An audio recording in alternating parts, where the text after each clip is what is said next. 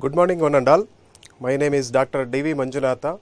I am working as a senior professor in the Department of Electronics and Communication Engineering, Alvas Institute of Engineering and Technology, Modbidri. Welcome back to this last session of Module 2, Introduction to Operational Amplifiers. Yesterday we discussed, in the last class, we discussed problems of operational amplifiers and then operational amplifier integrator, op-amp integrator. Coming to problems of operational amplifiers, we discussed problems on inverting amplifier, non-inverting amplifier, and the problems on adder circuit, and especially design the op-amp adder circuit for the voltage given. Some expression will be given. In that case, you have to design all the values of the resistors R1, R2, R3 and RF, and then substitute all those values in the circuit, and you have to write the circuit at the end. Whenever design the adder circuit for satisfying the following voltage requirement means you have to write the circuit diagram and you have to mark all the calculated values. Then coming to integrator, we have seen operational amplifier integrator is a op-amp circuit whose output is proportional to integral version of the input signal.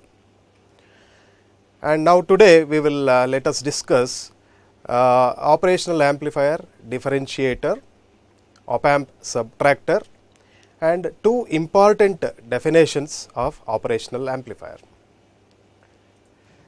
Now coming to operational amplifier differentiator, we have seen in the integrator, in the feedback path, we have seen the capacitor. Instead of feedback resistor in the feedback path, we have seen the capacitor there. Now in differentiator, we will see the resistor in the feedback path, but whereas the input is given, Vin is given through the capacitor, Vin is given through the capacitor, you can see here, Vin is given through the capacitor to the inverting input terminal. Here the feedback resistor is the feedback element is the resistor. Only difference is we have interchanged the resistor and capacitor. In case of integrator, we get the differentiator. So why we have done this is because differentiator is the reverse process of integrator. So differentiation is a reverse process of integration and vice versa. So let us discuss what is this differentiator and all.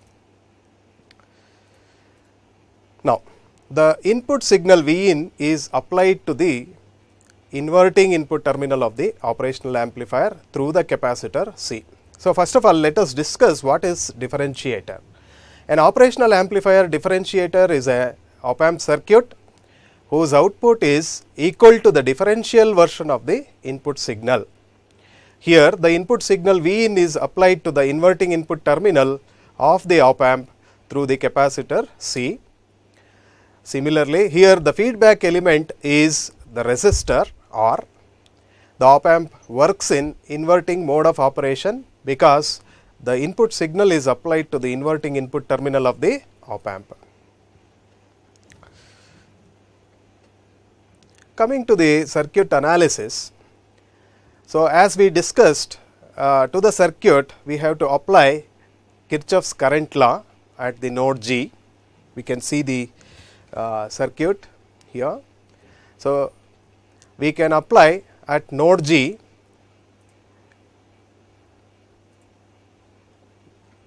at this point, we can apply the Kirchhoff's current law. The input current is, current entering the node G is IC, currents leaving the node G are IR and II. When we apply Kirchhoff's current law at this point, we will get IC is equal to II plus IR, that you can see here. See, let us apply Kirchhoff's current law at node G, we get IC is equal to II plus IR, that is equation 1. Since the op-amp used is ideal, therefore II is equal to 0 because Ri is infinity. Because Ri is infinity, one of the ideal characteristics of operational amplifier, because Ri is infinity, So, we get II is equal to 0. Substituting II is equal to 0, equation 1 becomes equation 2 here, that is IC is equal to IR. From the circuit diagram, let us apply Ohm's law to the circuit to find out IC and IR.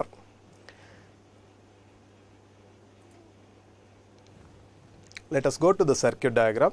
See here IC. Let us find out first what is IR. IR, the arrow mark here, is from node G2 towards output. Therefore, it is Vg, the voltage at G is Vg minus Vout divided by R. So, IR is given by Vg minus V0, Vout divided by R, and also C, we know C is equal to Q by V. Therefore, Q is equal to, we can go to that slide and see. Now, IR is given by Vg minus Vout by R. Next, we have C is equal to Q by V. We can see here Q by V. So, Q is equal to C into V. Therefore, Q is equal to C into V. If we differentiate this with respect to T on both sides, we get dq by dt, this one, dq by dt is equal to C into dV by dt, which implies dq by dt is nothing but the current through the capacitor IC. Therefore, IC is equal to dq by dt is equal to C into dV by dt. What is the voltage V here? The voltage V here is the capacitor voltage. Therefore, whenever we want to write the current through the capacitor, we can write IC is equal to the capacitor value into differential version of the voltage across the capacitor C. Therefore, IC is equal to C into dVc by dt. Next, here from the circuit Vc is given by, from the circuit we can go back to the circuit and show here.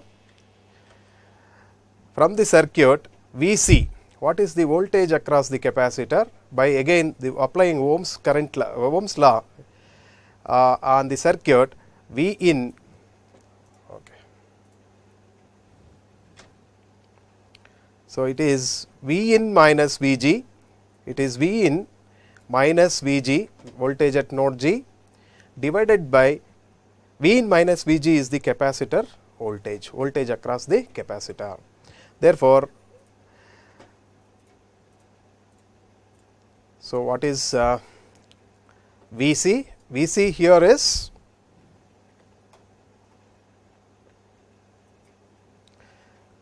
therefore, Vc here is V in minus Vg. Therefore, IC is equal to C into dVc by dt. It is dV in minus Vg by dt. That is equation 4. Substituting for the values of IR and IC from equations 3 and 4 in equation 2, we get C into dV in minus Vg by dt is equal to Vg minus Vout by R. That is equation 5. Now, by virtual ground concept, we have seen so many applications. In so many applications, what is virtual ground concept? The virtual ground concept can be defined like this. If one of the input terminal of the ideal operational amplifier is held at some potential, let us say ground value, then automatically the other input terminal is also pulled to the same potential. This concept is called as virtual ground concept. If you can see, the non-inverting input terminal of a differentiator circuit is held at ground potential. Therefore, at node G we get Vg equal to 0. Substituting this Vg equal to 0 in equation 5, we get, let us see what we get. We get C into dV in by dt is equal to minus V out by R, minus V out by R. Therefore, what is V out? This is given by V out is equal to, if you cross multiply this, you will get V out is equal to minus RC into dV in by dt. Let us call this as equation star. So, what is this equation? Star indicates. Let us see what is the inference. Observing equation star, it is very clear that output voltage is equal to the differential version of the input signal. Therefore, the above circuit works as differentiator circuit. Therefore, the above circuit works as differentiator. So, only difference between the integrator and the differentiator here is, in the integrator we have applied the input signal through R and the feedback element in integrator was capacitor.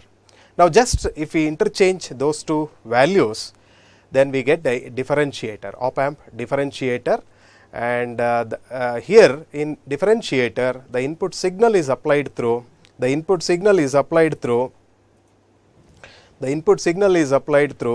capacitor C. The input signal is applied through the capacitor C.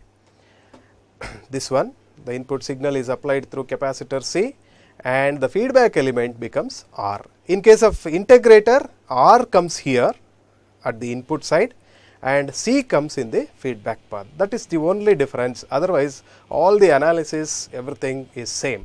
If you remember integrator, definitely you can remember the differentiator, but you have to remember the analysis. Practice it, it will be very easy, right?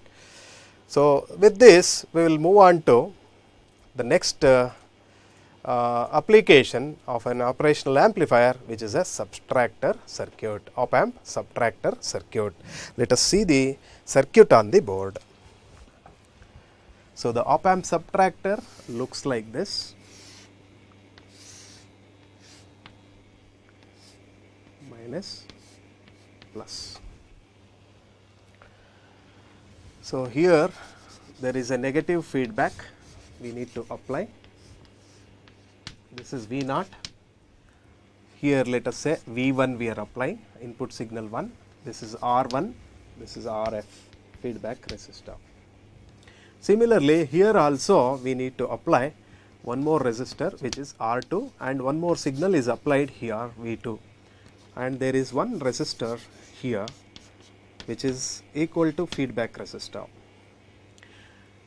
At this point let me call it as node B.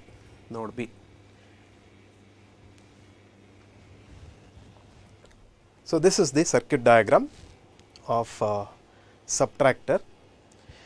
Coming to the circuit details, the above circuit consists of operational amplifier. Here the input signal is applied to both the input terminals of the operational amplifier. Therefore, the op amp works in differential mode of operation.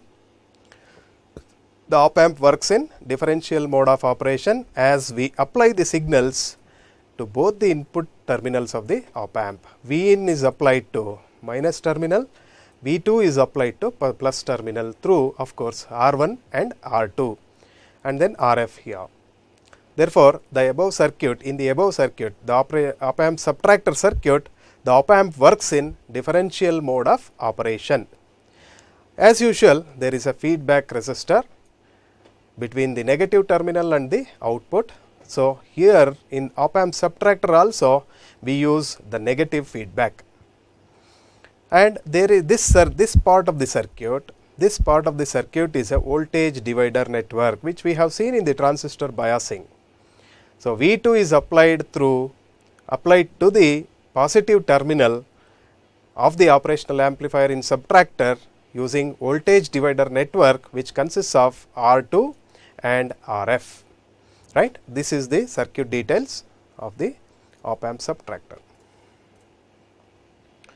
Coming to circuit analysis, as we have seen here in the previous circuit, that op amp subtractor circuit, V1 is applied to negative terminal, V2 is applied to positive terminal through, of course, resistor values. Here there are two sources here. Here there are two sources. Here there are two sources. There are two sources and one output, two inputs and one output. Whenever the input sources are two or more, then we have to apply the superposition principle. then we have to apply the superposition principle. So, what is superposition principle? Let us see what is that.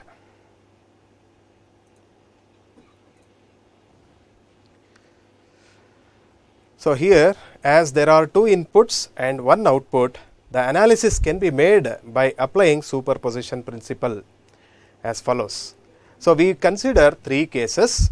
Case 1, we will apply only V1 and we ground V2, and let us call the output as VO1.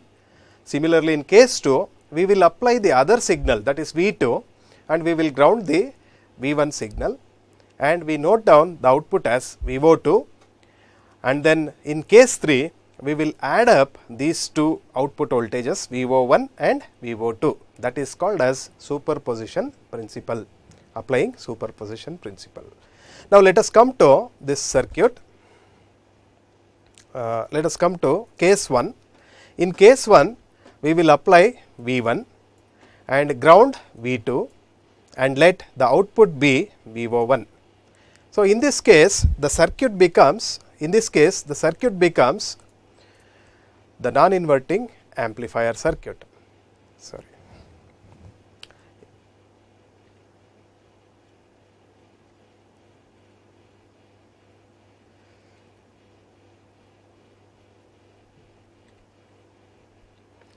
Okay, let us see what is the circuit becomes here.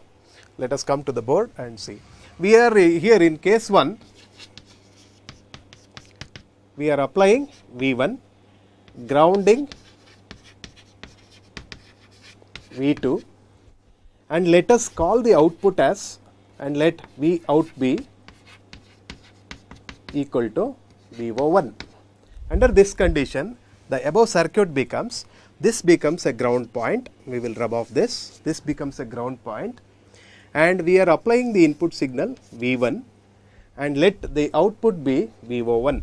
So, under this condition, what happens here, two parallel resistances are connected to the positive terminal and the ground potential is applied through these parallel resistors. Whenever you apply ground through resistor or something else, directly you can connect, it becomes a ground only. Therefore, this also becomes ground. This node B becomes ground. Therefore, if you can observe this circuit, what is this circuit? This circuit is, we are applying the input signal to inverting input terminal, non-inverting input terminal is grounded. We have seen this circuit already as inverting amplifier. This circuit is a inverting amplifier. We know that for the inverting amplifier, what is the output voltage? VO1. The output voltage VO1 of an inverting amplifier is given by minus RF by R1 into what is the input signal applied? It is V1. Let us call this as equation 1. Let us call this as equation 1, which is not shown on the slides, right. So, case 1, applying V1 and grounding V2 and let the output be VO1. Therefore, the circuit becomes inverting amplifier, for which the output will be VO1 is equal to minus RF by R1 into V1. That is equation 1. Now, case 2. Let us apply case 2. What is that case 2? Applying only V2 and grounding V1, the other way around. Previously, we applied V1 and grounded V2. Now, in the second case, we will apply the second source V2. We will apply the second source V2 and we will ground V1 and let the output be equal to VO2. Then the circuit reduces to, we will see what the circuit reduces to here on the board. Now, this time case 2,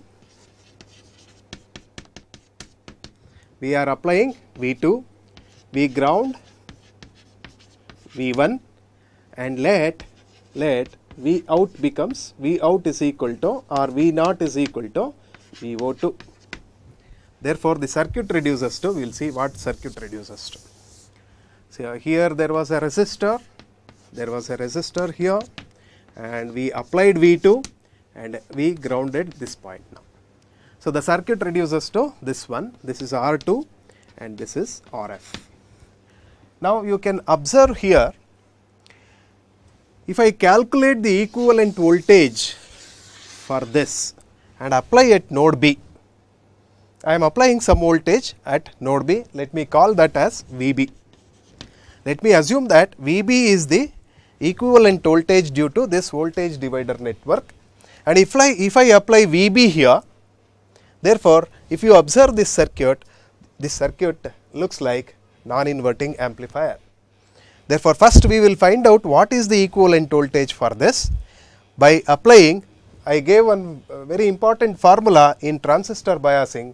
Whenever we come across voltage divider bias circuit like this, V2, some voltage is applied, one resistor is there is another resistor which is grounded, in between I want the voltage. So, I want the voltage at this point which is VB. Under such case, I can apply applied voltage. What is the applied voltage? It is V2 into grounded resistance. This formula I already gave in transistor biasing. Applied voltage into grounded resistor divided by sum of resistors. So, what is grounded resistor? RF divided by sum of resistances R2 and RF. Therefore, R2 plus RF. So, the equivalent voltage divider bias circuit, equivalent voltage VB of this voltage bias network is VB.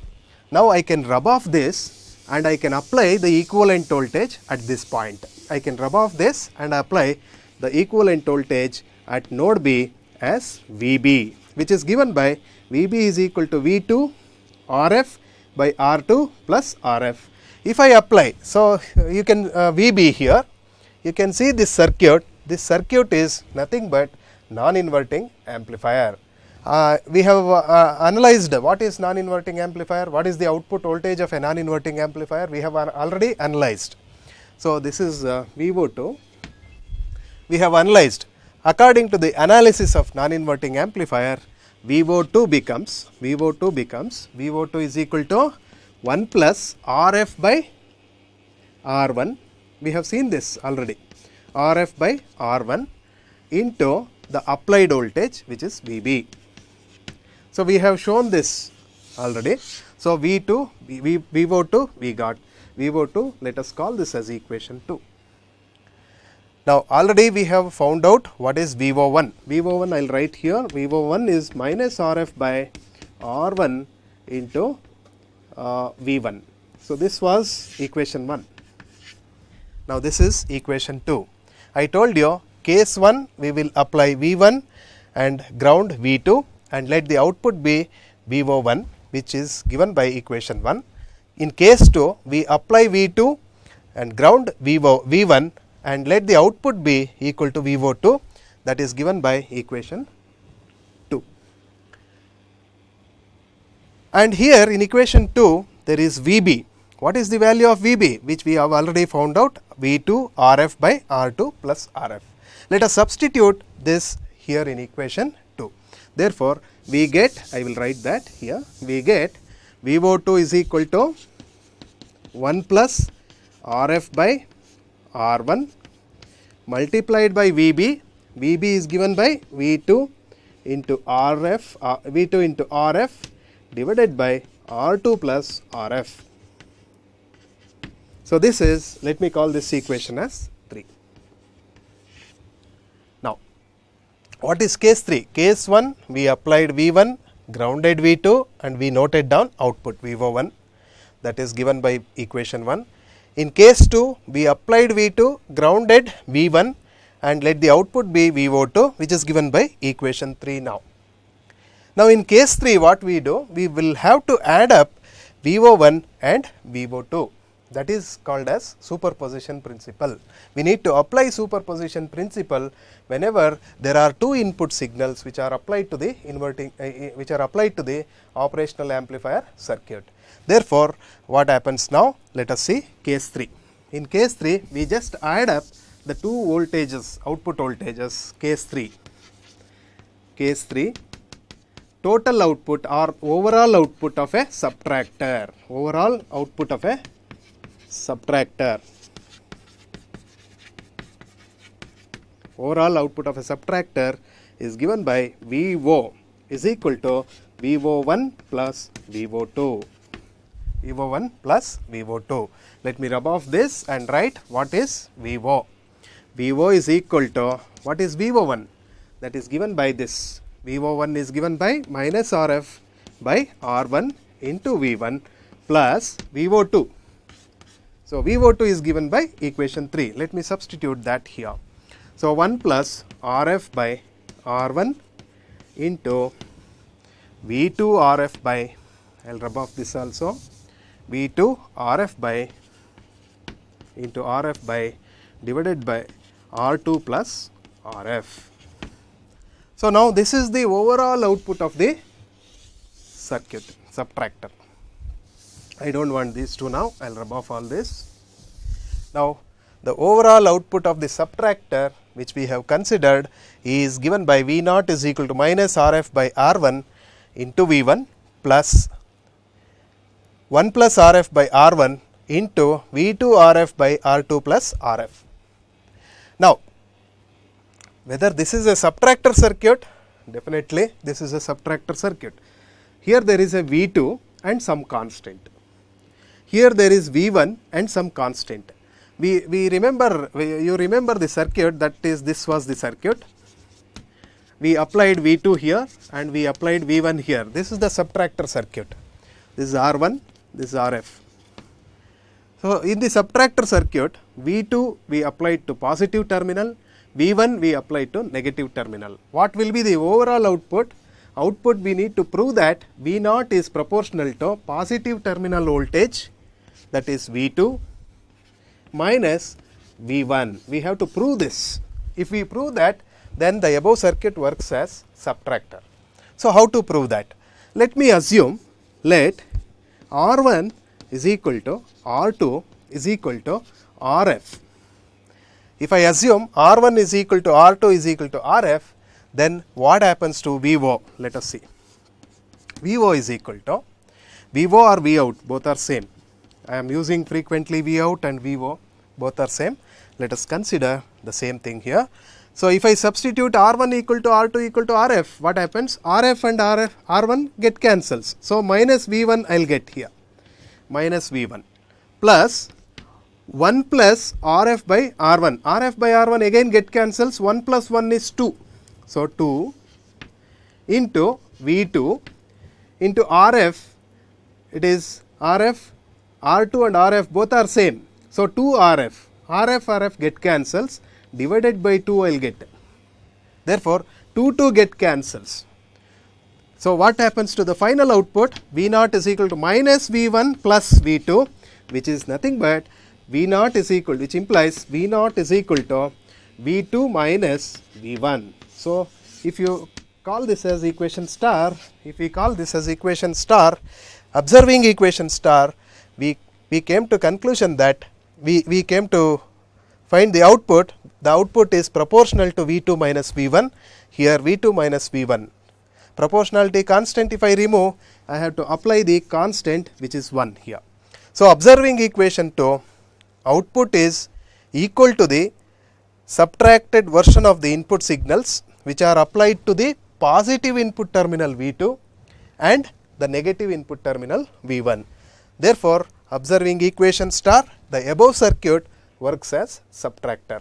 So if they ask for subtractor, they will be asking for 8 marks. So it is a 8 marks question, because 3 cases we have to consider and we have to prove that the circuit works as subtractor. Therefore, the above circuit works as subtractor. Let us come to this.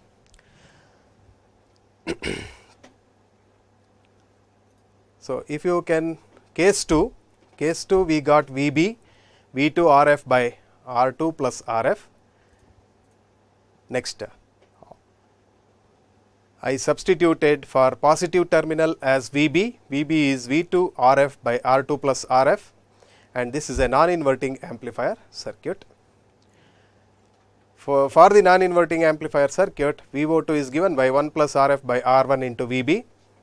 Therefore, VO2 is equal to 1 plus RF by R1 into V2 RF by R2 plus RF, that is equation 3. And case 3, the overall output of the subtractor is given by VO is equal to VO1 plus VO2, which is VO is equal to minus RF by R1 into V1 plus 1 plus RF by R1 into V2 RF by R2 plus RF, which we have seen on the board.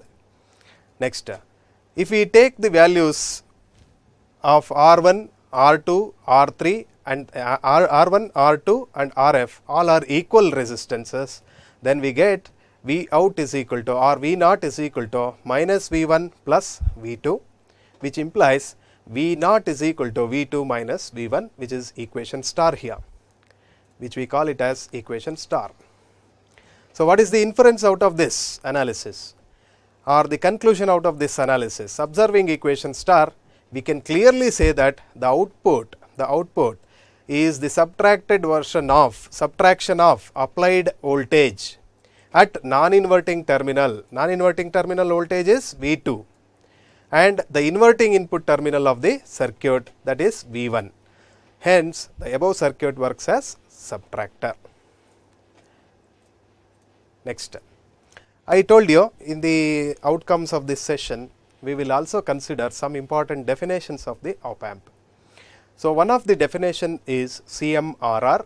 Sometimes they will ask you for 2 marks, what is CMRR, what is slew rate, all those things, which we have already discussed in the ideal characteristics of the operational amplifier, but still what is CMRR we need to discuss. CMRR is a common mode rejection ratio. The expansion for CMRR is common mode rejection ratio. It is a measurer of an op amp's ability. It is a measurer of an op amp's ability to reject the common mode signals. Usually the common mode signals are noise signals. So, the CMRR is a measurer of op amp's ability to reject the common mode signals or the noise signals. Then what is the definition of CMRR? The definition of CMRR is given by, CMRR is defined as the ratio of differential mode gain to the common mode gain, AD by AC.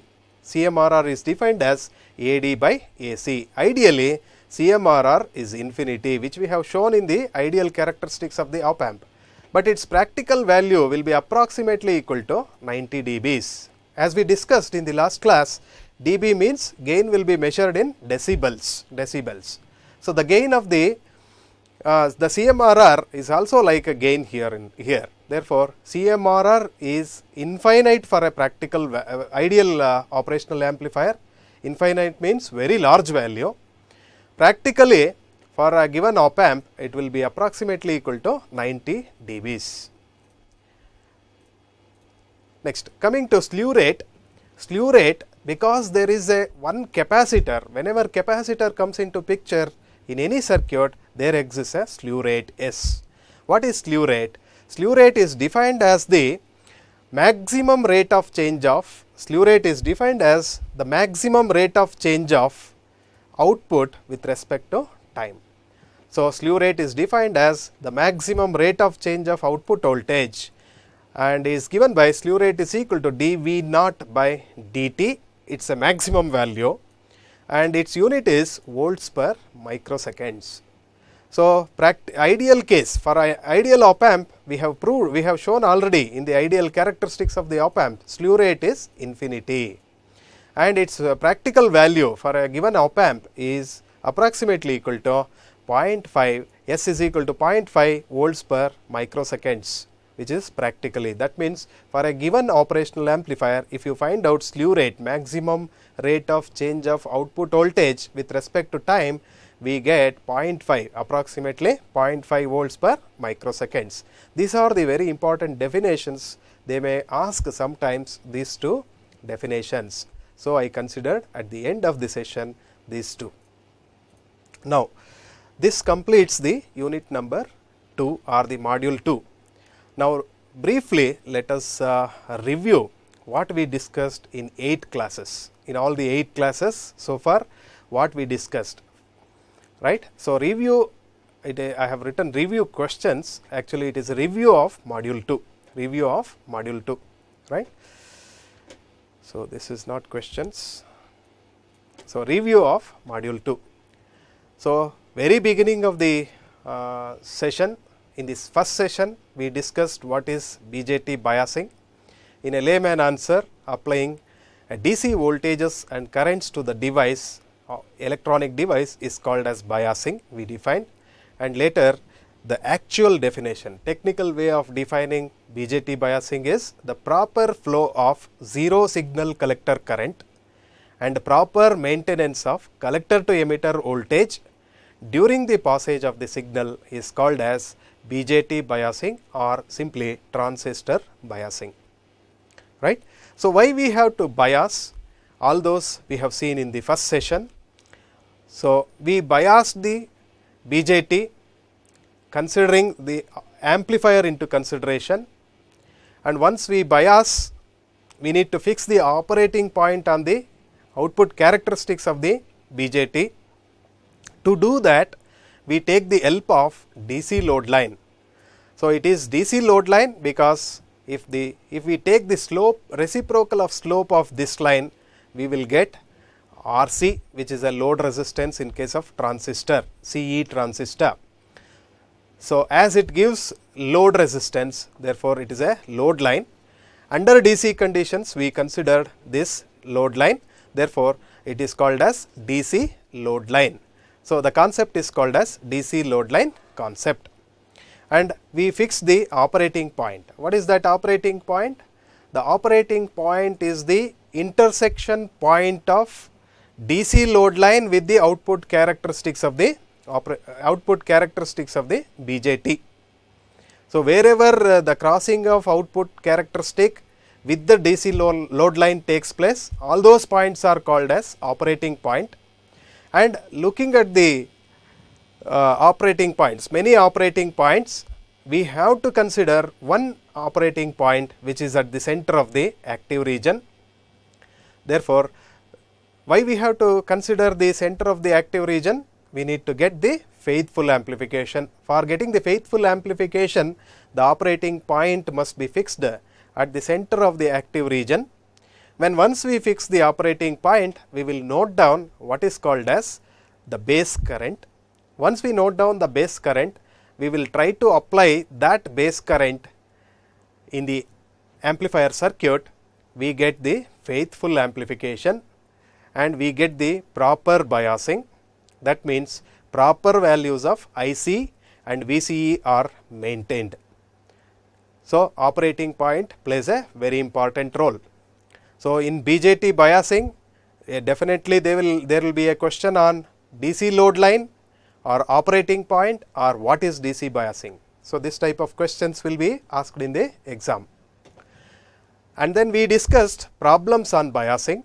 We considered some circuitry and we fixed the operating point, and operating point Q is an ordered pair of IC, VCE, which we have already seen, and for some problems we fixed the operating point. And then we jumped on to biasing techniques, different biasing techniques. In different biasing techniques, we have seen the first biasing as base biasing or the fixed biasing, and we have seen some numericals on base biasing also.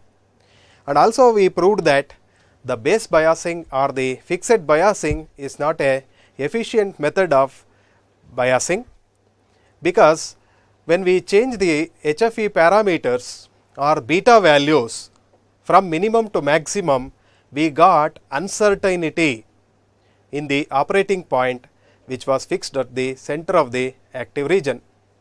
Therefore, the base biasing or the BJT bias, fixed biasing is not a efficient method of biasing the transistor.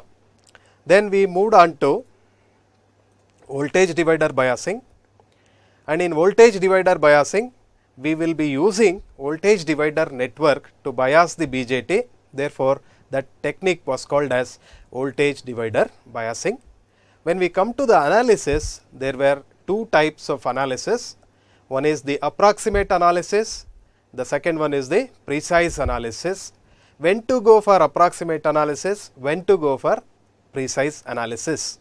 So, when in the given problem, if beta is mentioned if beta or HFE is mentioned, then we can go for precise analysis. If beta value is not given, then we can go for approximate analysis. In the approximate analysis, we considered the approximation IC or IE is approximately equal to IC or vice versa.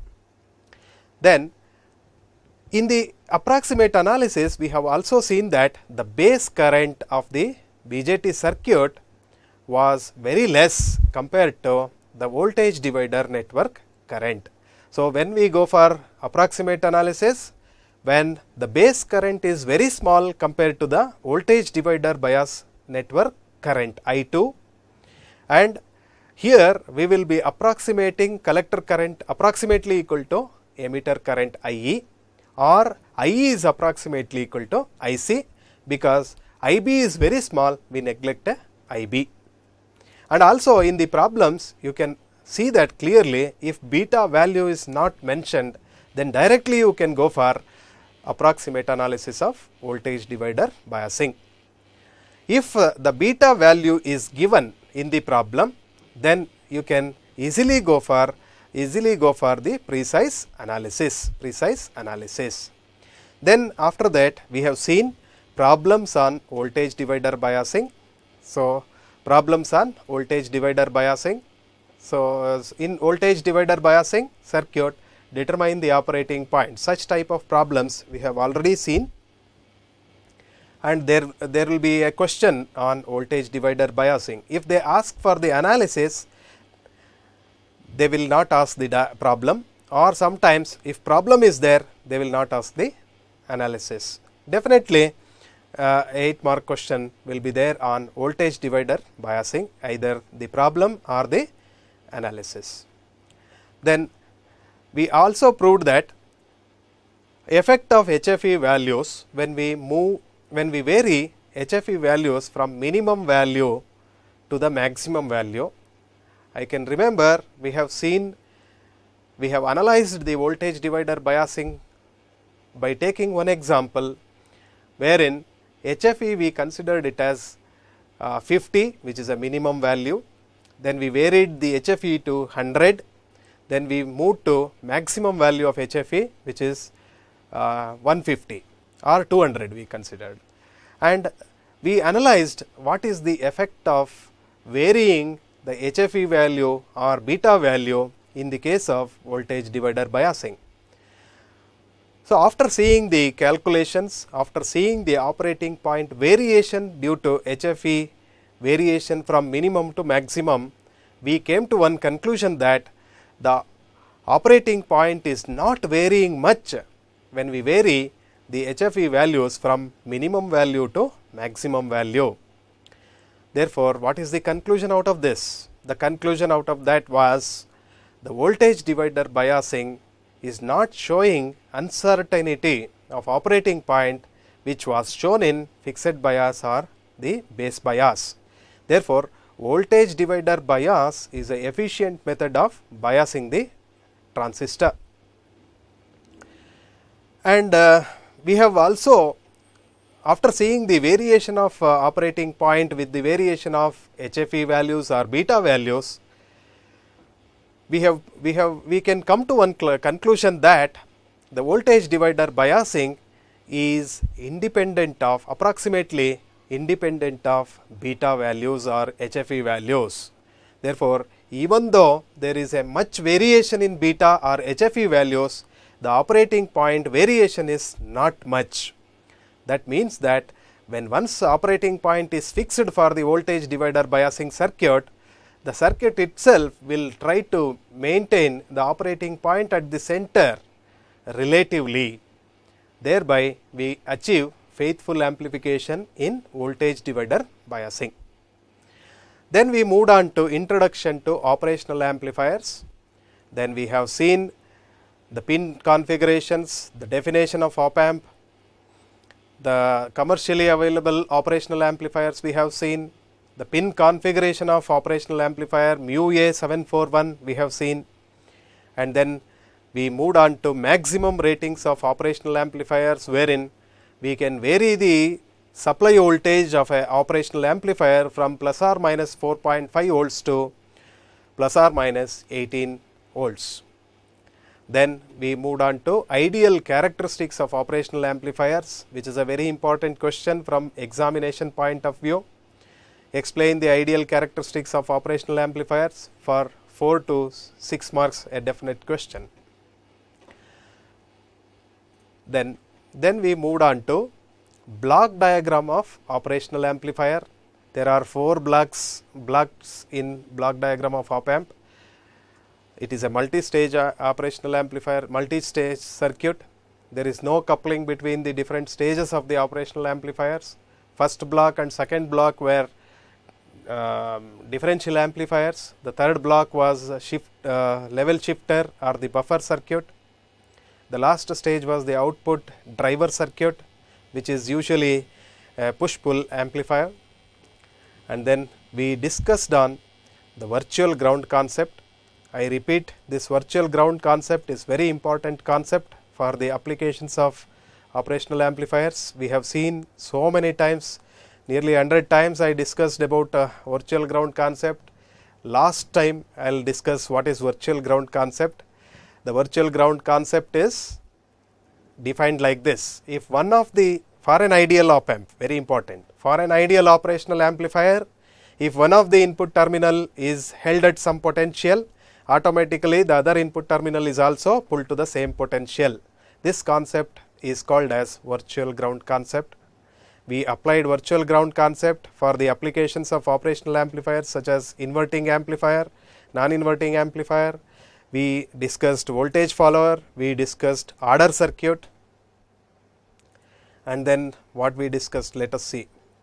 Op amp applications, voltage follower, integrator, differentiator. We discussed voltage follower, we discussed integrator. Integrator is a op amp circuit whose output is proportional to integral version of the input signals. Then differentiator we studied. Differentiator today we discussed. It is a op amp circuit whose output is proportional to the differentiated version of input signals.